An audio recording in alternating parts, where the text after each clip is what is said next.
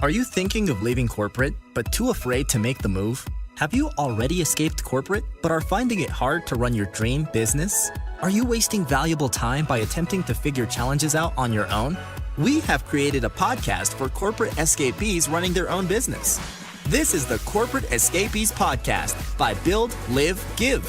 We bring you first-hand experiences of guests going through many of the struggles you face each and every day as a corporate escapee. We get real with no corporate BS. And now, over to your host, Paul Higgins. Welcome to the Corporate Escapees Stories by Build, Live, Give.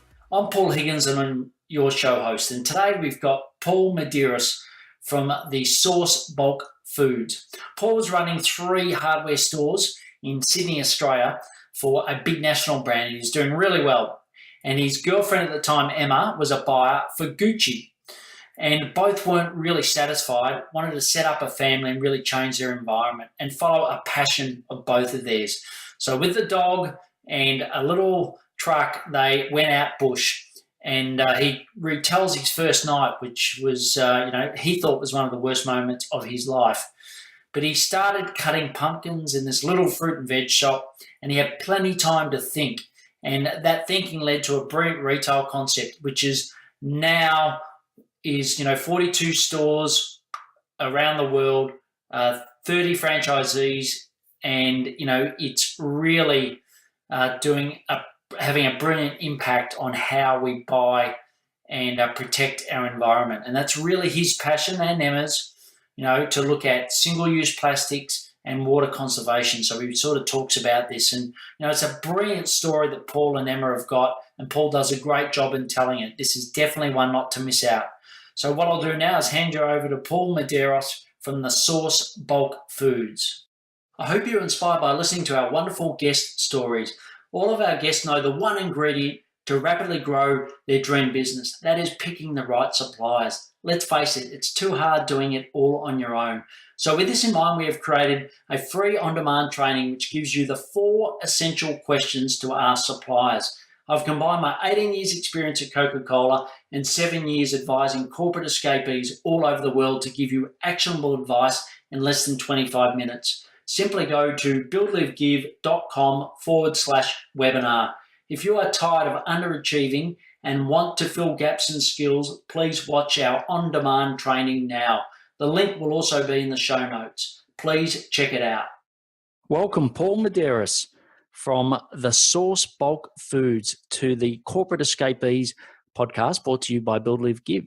So, Paul, we're going to get to know a lot about you today, but why don't we just start with something your friends or family would know about you, but our listeners wouldn't? Sure. Thanks for having me on, by the way, Paul. Much appreciated. And putting me on the spot a little bit here, but something I don't normally share is that I didn't score terribly well in the HSC, or was it the TAR, that it's most commonly known as these days. Not very well at all. That's right, but it looks like that hasn't stopped you. Not at all. Not in the slightest. Managed to get through university and everything. Brilliant. And I know, before we went to air, you were talking about your corporate career and really interesting about your wife, Emma, as well, which I'll get you to summarize in a sec. But why don't you just tell, our listeners a little bit about your corporate career before you went and started the Source Bulk Foods? Sure. Well, like many, I guess, we were in the currents of the rat race in Sydney, and I was working for a major hardware chain, looking over a region of stores, while my wife was a buyer for Gucci, and we left all of that behind almost 10 years ago now to simplify our lives. Got rid of some possessions, moved up to the Northern Rivers, and started cutting pumpkins for a living, and haven't looked back since. That's it in a nutshell, basically. Great. And why the Northern Rivers? We always used to end up here for holidays. Even if we planned going south, we'd always come north, and we would sometimes pass Northern Rivers, but we always used to drive back and spend the majority of our time here. So we also looked businesses before we made the decision, and this little fruit shop just stood out amongst probably 200 businesses that we looked at, and about 20 or 30 business plans that I had written over the course of 3 years. And so that it was basically calling us, and we chose to listen. Great. And just for our global listeners, Northern Rivers is in New South Wales in Australia. So it's a beautiful part of our big, lucky country. And, sort of take me to the moment where you thought, that's it, we're going to make this step. I know that a lot of people take a long time to get to that realization. Just take me through what was going through your and Emma's mind at the time when you decided to finally pull the pin. Yeah, it was interesting. We actually decided to pull a pin probably 3 odd years before we actually made a decision. As I was saying before, we wrote many business plans and researched many businesses and considered what we should do. But once we found a business, and it wasn't even our offer was accepted. It was, I remember vividly jumping into the rental truck, and it was just my wife and I and the dog in that rental truck ready to drive up, and that was when it kind of hit me that we're actually doing this. So it was a good realization, an anxious moment, but also I guess full of excitement. Yeah, and what were some of the fears that were bringing on that anxiety at the time? Well, it was my our first business, and I guess leaving that comfort of a paid, relatively secure job that many corporate evacuations have come from. So I had a little bit of a reservation of whether we could make it work, and obviously coming to an area that we didn't have too much of a support framework around us immediately up here anyway. It was a little bit hard to fathom at the time, and yeah. Great. And was there ever a time where you or Emma thought that it might be better to go back working for someone else than working for yourself? The minute we got here, it was literally that the quick. minute we got here. It was. So we enjoyed the drive, but we were pretty naive 10 years ago, and we rented a house, a short-term 2-week rental from Sydney, obviously looking at the beautiful images of the house. And when we got here, there was no windows, no water, no toilet.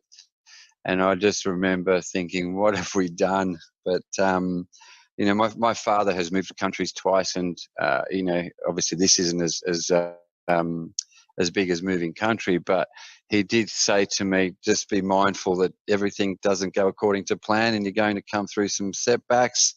You just need to learn how to push through them if you're passionate enough about what you're doing. And I do remember my wife and I just sitting on the stairs wondering, what have we done?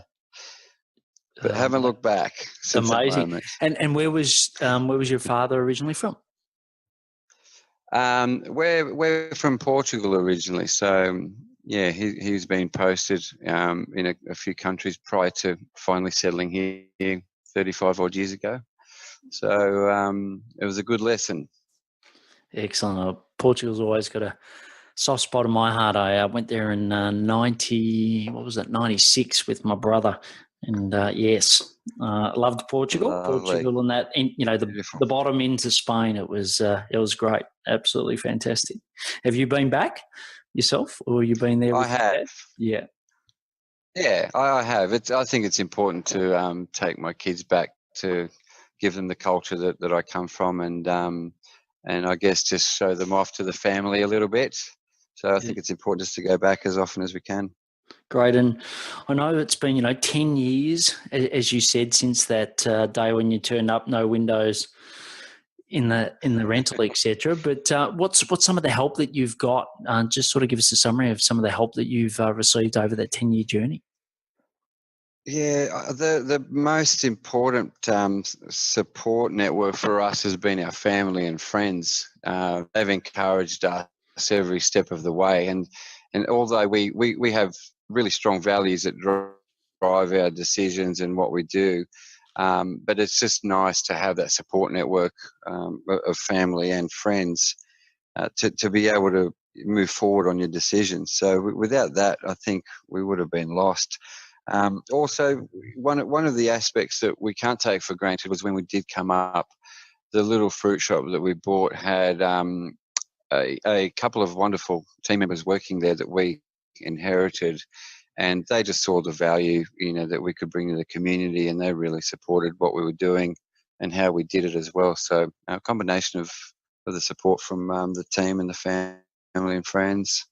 Great. And, if you walk into a party or walk into an event now and someone says, Paul, what do you do? How do you answer that? Well, I used to say that I cut pumpkins for a living, and that kind of led to a few scratches on the forehead. But since selling the fruit shop, it's become more of a challenge to try and explain the nature of bulk food retailing. But once people understand what it is, you can see the light bulb moment. Yeah, and what's the simplest way that you describe it? I generally say retail if I can't get through, but if I have the opportunity, I'll try and explain what our values are and the zero waste aspect of the retailing concept that we've got. Great. And what are sort of the products, your main products that you sell within your retail stores? It's probably most cooking ingredients, nuts. When cooking ingredients is anything from flours to different varieties of salts, unprocessed sugar, or different varieties of sugar. There's snacks, healthy confectionery. It's a whole range of products. I'd like to say it's almost everything you'd find at a supermarket from a dry goods perspective. We don't sell fruit and veg, but obviously without the packaging and with a bit more of an environmental twist on it. Great. And who are sort of your ideal customers? Who are the people that love coming to your format? Very well, obviously. Mostly people that are interested in real food, sustainability, reducing waste, and quality products. I guess that can be anybody, I understand, but usually people that resonate with our values are the ones that naturally resonate with the content and the reasons for shopping with our brand rather than going to the supermarket, for example. Yeah, and where does Australia fit in the grand scheme of single source or single use plastics and what you sell? Where does Australia sit? Are we ranked 5 out of 10, not 8 out of 10? Like, what would you rank us, and who's sort of doing it better than us? I'd like to think that we're up there. I have to be careful not to be a little bit biased, obviously, being in this wonderful country of ours that does have such a focus on zero waste and sustainability. But I have done some recent trips to for some trade fairs and just obviously tried to do a bit of research on what was out there. And out of the countries that I visited, we're certainly top 3 comes to sustainability, food miles, zero waste, and all the environmental aspects of retailing.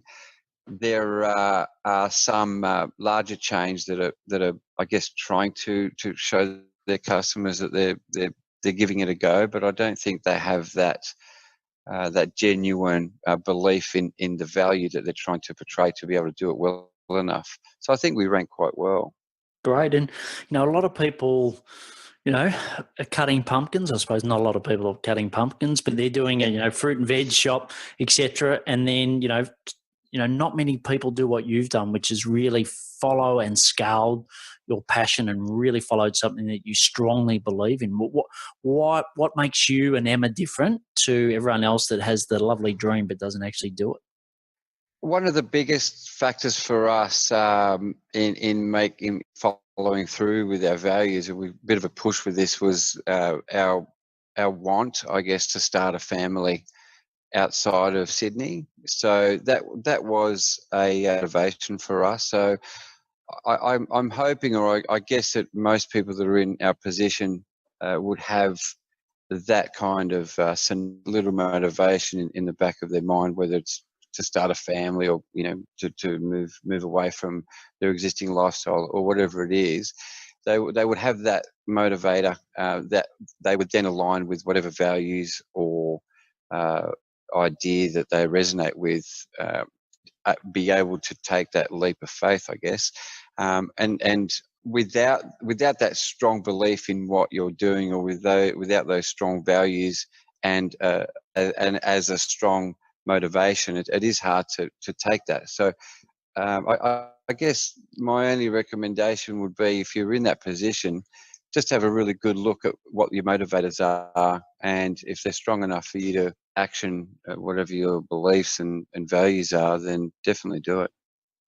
Yeah, and I suppose for you, so I completely understand the family and the move to Sydney. Some people, they move too early. Some people move too late. You've moved into this, I think, which is early, and I'm sure that the rest of retail will sort of catch up. Where do you see yourself in early adoption through to late, and the cycle? And was it sort of build it and they will come, or was it from people actually giving you feedback and therefore you went and met that? Just take us into that a little. Yeah, I guess the best way I can describe it is when you free your mind up of all of the things. I don't like that word, but all the things that clutter your mind when you're part of a busy city, for example, and all you're doing is cutting pumpkins for a living. You have a lot of space to think about what matters, and a lot of space in your mind to take in suggestions, and ideas, and you've got a lot of space in your mind to be open to seeing new ideas and taking those on board. And what we found was, after about 3 years in the fruit shop, we trialed putting in a small range of bulk food in vertical bins, and we progressed that idea. And I think 1 year the shop to the left became available, created a deli. So we always explored different options and learnt and took on advice. And at one point, the shop to the right of the fruit shop became available, and we decided to implement this concept from the small trial that we had in the deli. And so it's not like this kind of just popped up, from 1 second to the next. It was a matter of being open and receptive, trialing, and then taking another leap of faith and building it and hoping that people come. And I remember this was probably one of those other moments that we talked about before, that first day of trading, and wondering whether we'd done the right thing or not. And I think we traded at about 10% of what we thought we were going to do. And it was potentially one of those other moments where we had to think strongly, what had we done? But, true to our values, we just kept at it. And we knew to some level of confidence that our existing customers would support us. So, all of the risks that we've taken, I guess, have been relatively well thought out and calculated. So it all adds up. Great. And, I'm sure listeners here are thinking, well, that's great. Paul's got, now a ×3 shop front, that's great, but it's not earth shattering. But what I want you to tell us now about is how you've gone to 42 stores and in three countries. I would love to, sort of give us a bit of an insight as to how you've managed to do that. It helps when you've got a duo that can act as one. So without my wife, we would not be in this position, obviously, and all the support that I've spoken about before. But it's a good question. We had to work out after that initial store up here in the Northern Rivers whether this was something that could be developed elsewhere, and we did put the concept together in a way that could. And so we trialled it in Balmain, which was our second store. It was received well. We trialled a third store in Willoughby. And the idea was that if we were to move this forward quickly, we would probably have to franchise or adopt a similar model. The profits or the revenue that we were generating weren't big enough to replicate what we were doing quick enough and therefore keep our competitors at bay. And admittedly, there were no competitors at the time, but we knew that there would be relatively soon. So we adopted a franchise model, and I guess in turn we've been able to help, I think, 30 other franchise partners or families to to be in a position that we are also. So we've got 3 company stores currently. We choose not to have any more because we concentrate on helping other fans. Great. And you talk about Emma and partners, and obviously franchisees and franchisors are really important. I worked for probably one of the biggest franchises in the world. Nothing like a healthy product, but anyway, that's a different story. But how do you go about picking and making sure that it's nearly like a marriage, I suppose, that you're picking the right people to represent you and your brand? Yeah, it's exactly like a marriage. We had to be really sure of what we were doing, and I mean, I said this before that we didn't do this for the money. We left to simplify, and we this kind of resulted as a natural organic process, I guess. So we needed to be very, very careful that we didn't just bring that we're interested in making loads of money and getting rich out of it. And look, at the end of the day, we're all in business to make profits. But what we needed to do was to get people that resonated with the brand or had similar values and similar drives and motivations, because without that, their own cost centers wouldn't be successful. Now, we obviously, there's a lot on us to provide all of the families with the right materials and motivation as well. But you can't make a particular store do something or them to do something without having that motivation come from them. So for us, it was very important to have people coming into the business that have that brand alignment or that the same or similar values, and that's all the way through to all of our team and support network that we have up here. Yeah, and it's interesting actually. The previous interview I did was with John DiNatale, and he spent a lot of time in franchise world, in franchise development, and it was interesting. We were struggling to understand franchisee relationships, even though we were one in the company I worked in, and got him on board and helped work through it. But I think Australia is very progressed, I think, isn't it, as a per capita? Normally per capita and high in most things, but I think in franchising we're fairly high up there. And has the model been the right decision for you? Like having a franchise, has that been the right decision? I believe so. Yeah, I think we're in a good position, and I have reviewed other models now that we are where we are. I do go back and just play different models and just have a look at what could have been. And I'm yet to find a model that would have put us in this position. So we're very comfortable with the way we chose to move forward on. Great. And how do you drive new shoppers, new customers to your store? What's your key lead generation strategy? Yeah, so social media is probably the strongest way to do that. We do a lot of local marketing initiatives as well. But the social content seems to be a natural marriage for us. So obviously there's a lot of food involved, and with that comes, sharing recipes and sharing ideas and healthy options. So social media is probably our main driver Great. of new business.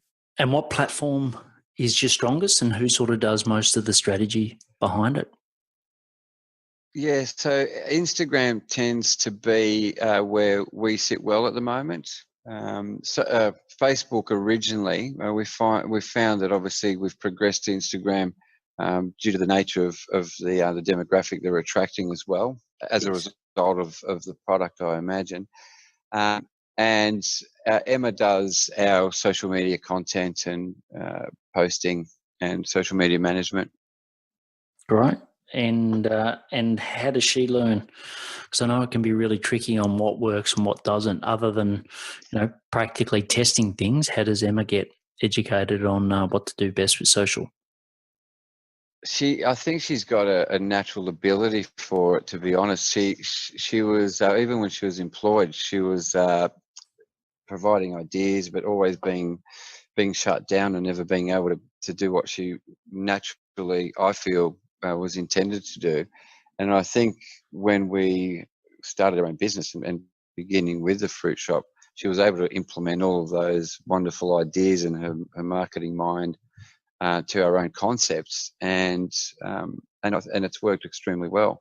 We've now since put on a marketing coordinator and some marketing help to guide us and make sure that we're heading in the right direction. But she's been absolutely crucial, Emma has, in getting us to where we are at the moment. Great. And you talk about your team. How big's your current team? So we've got a support team of about 20. I think I've mentioned earlier we've got 30 owners, store owners, multiple store owners, obviously, that lead to that 42 number. And I think we employ it would have been about the 200 mark with the teams that are part of the group, including internationally. Great. And what have you learned about building that? In particular, big team, 200, but the ones that work directly for you, the team of 20, what have you built? What have you learned? And what have you done differently than what you may have learned when you were running the hardware stores? Yeah, so the team that I've got now, I would say 80% came through our journey right from the beginning. So I guess what I've learned is, well, it's hard to say what I've learned, but I'm very grateful that the team that I have are made up of some of the people that have been on this journey with us from the beginning. I do find it challenging when I get people in that haven't come through the business to, I guess, to train and show that the values that we have. So it's a little bit more difficult than bringing someone from within. It's not too much of a challenge because I do feel that the team we have is very good. But the most challenging aspect to running any team, I feel, from my perspective, is setting up the right communication channels and how to best align, I guess, if you can call it departments, not that we're big enough to have departments, but if you can call that aligning each department so that we're all moving forward in the same direction. Yeah, and how do you do that? What's one tip you can give our listeners on how best to do that?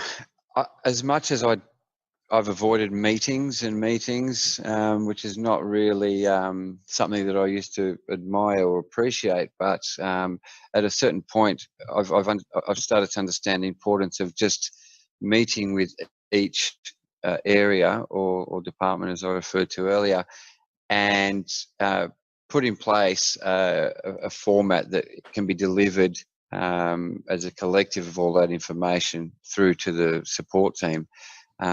That's been the challenge. I'm finding that we're kind of just getting to that realization point now, so we've got a long way to go. Great. And any other, so that's, big challenge with the team. Any other key challenges that you've got as you continue to scale this, and in particular, scale it globally?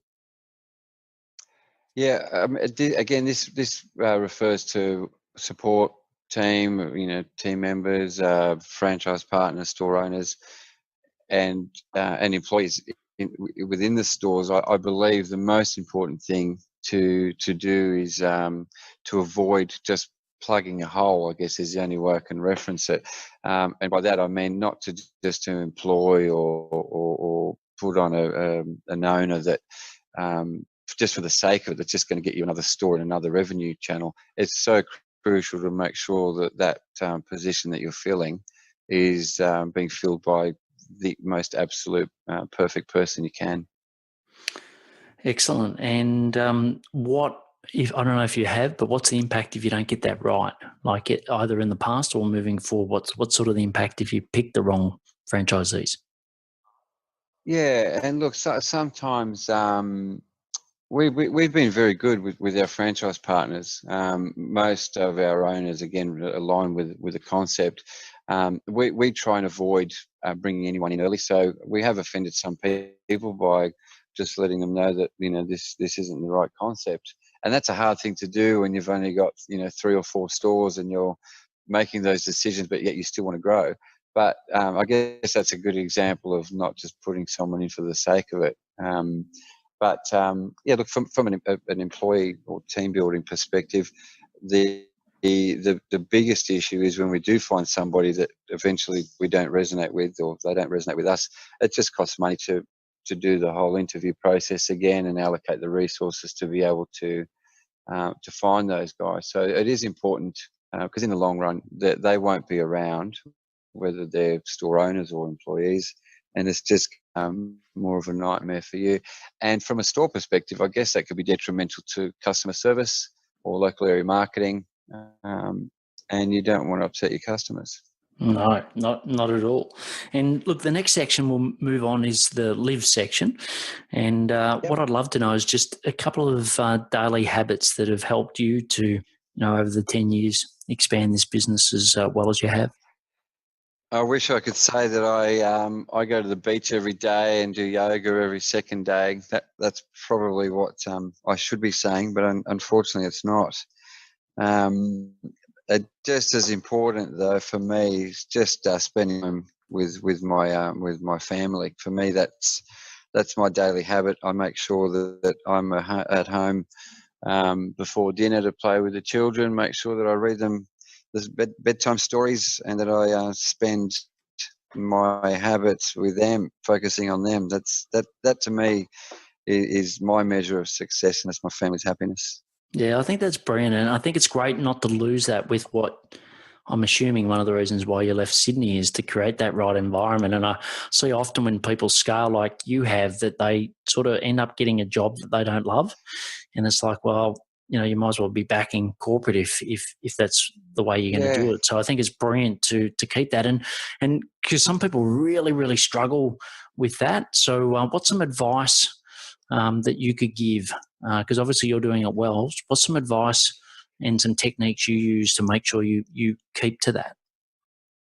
Yeah, it was difficult early on. So we, in the 10 years that we've been up here, I'd say that 3 out of those 4 meant Emma and I working almost 24/7. Well, not working, but working all day and then coming home together. So being 24/7 for 3 or 4 years, working 7 days a week, long hours before the kids. But we feel that we have worked extremely hard and extremely long hours early on, and it is difficult as you ramp up to kind of draw the line in the sand at some point, because you could just work forever. But what I find, I don't watch much television at all, but what I find when I speak to people is that they talk about long hours, but yet they can tell me what the latest show is and what's happening on it. And one of my biggest things is if you gave up just an hour or two of that of TV at night, for example, you could get so much more done. But do it after you're to bed, or do it after you've gone for a walk, around the block, or gone for a swim to the beach. So I think it's just more about managing the time and focusing on what's priority to you. Yeah, look, in our mastermind, BLG Titans, we've really focused on getting off social media this year. So I know for myself, I've moved Facebook to off my home screen. I think I might check it once a day for a couple of minutes, but the amount of time I had a Facebook group previously that I was constantly posting, I was constantly agonizing over the fact that there wasn't enough engagement, and it basically occupied my life. I've just taken that out, and it's amazing the amount of time I've got back. So look, I think it's brilliant, and for anyone, they talk about food detoxes. I think in the future there's going to be a real big focus on social media detoxes. Yeah, well, I agree. I had to banish myself from Facebook probably about 1.5 years ago, and again, as a not necessity, but as a want to fill my day with what mattered to me, and that was working on the business as well as a family, and that was one thing that I reduced to be able to do that. Great, and we've spoken about Emma a couple of times, but when Emma's listening to this podcast, what would you like to say to her about the support that she's given you through this journey? Yeah, it's interesting. I mean, I see our journey as one. So the support that she's given me has obviously led to where we are. Without that support, we wouldn't be here. I mean, the idea of her choosing to take this journey on together, leave Sydney together. I could have easily been that guy that wanted to do this, but his girlfriend didn't have the same drive or desire. So I guess I've been blessed from the beginning to be in that position. But without all of her support and kind words and all of our day-to-day interactions, we just wouldn't be. I will too. Great. And I know, some people are all for working with their partners. Other people are less so. What do you, or any tips you've got on how you can, work with your life partner who's also your business partner? So I think we survived divorce about 4 times. So we came in the early years when we first moved up here. It was very challenging because we were very used to being leaders in what we did, and it took us a while. It took a little bit of time to understand that we needed to separate I guess our strengths and weaknesses. We need to identify those and then separate what our tasks were. Because early on we were kind of trying to be both chiefs, and it just wasn't getting anywhere. We were sort of pulling each other in different directions without even knowing it. But I'm glad that we came to that realization whilst we were in the fruit shop, because we were then able to naturally separate what we do best and can drive the business separately, but at the same time, if that makes sense. Yeah, that's great. And look, the next section is about a cause or a community that you're passionate about and why. So what's a cause or a community you're passionate about and why? So I'm passionate about single-use plastic and just reusing plastic consumption. I punch myself when I get served a juice with a straw in it because I failed to let them know that I didn't want the straw. Just little things like that. It just gets to me because people don't even consider the impact of those little indecisions. So for me, that's a big one. I mean, and what we do in our business reflects our values, and so we're passionate about aligning ourselves with different water conservation organisations. We partner up with Plastic Fleet July. We contribute to Sea Shepherd. We've just become an Eden reforestation project partner as well. They engage in a lot of reforestation projects around the world. And as far as the community is concerned, I'm just absolutely passionate about the community of Mullumbimby where we live. We support so many local schools, and we educate so many aspects of the community and what we do, and action.